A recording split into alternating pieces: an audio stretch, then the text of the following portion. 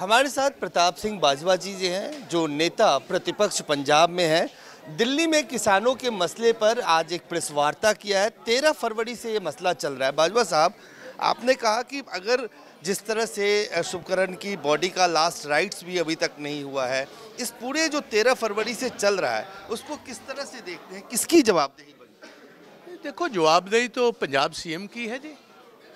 He has to explain the position, is he with the people of Punjab और is he with the central government, दोनों में से clarify करें। 300 लोग फटेड हैं, एक आदमी का कत्ल हो चुका है, 4 की किसी और कारणों के साथ को हार्ट फेलियर से, हार्ट सीजर से डेथ हो चुकी है। तो who would register cases? FIR कौन रजिस्टर करेगा? उसका पोस्टमार्टम कौन कराएगा? उस बच्चे का लास्ट राइट्स कौन परफॉर्म करेगा? तो obviously it is he who is responsible. Punjab की सीमा के भीतर घुसकर हरियाणा की सरकार ने की तरफ पुलिस से जिस तरह से हुआ, आपने खुद कहा कि पंजाब की पुलिस को सील्ड करना चाहिए था, तो कंप्लीट फेल्योर है, आप मानते हैं?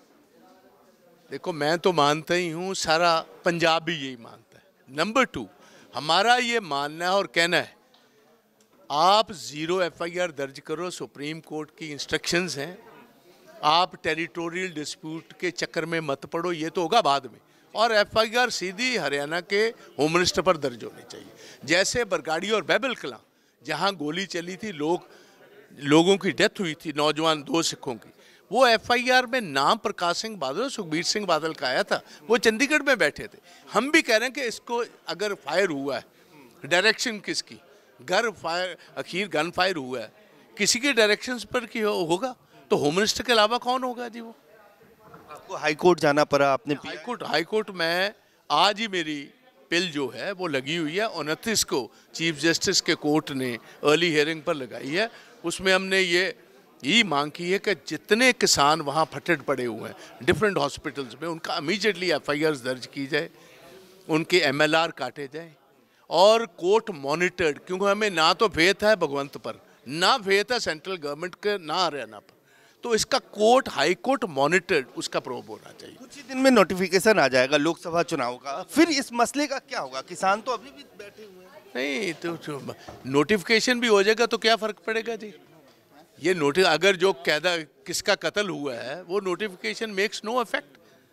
हमारी ये कानूनी लड़ाई है, कुछ सियासी लड़ाई तो है नहीं। एमएसपी का क्या होगा फिर सर?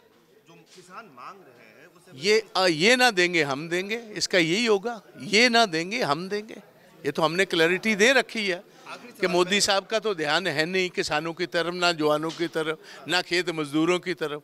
इनका ध्यान जो है बड़े व्यापारियों की तरफ है।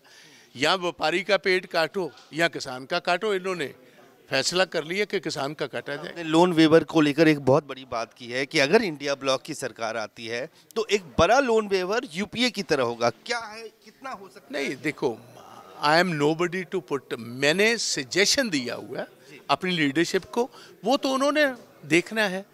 इनका अपने फाइनेंसेस के मुताबिक, देश के फाइनेंसेस के मुताबिक की कोई बात कर पाएंगे। हमने तो कहा कि एक वेवर का जिक्र ज़रूर कीजिए और सब्सटेंशियल वेवर होना चाहिए।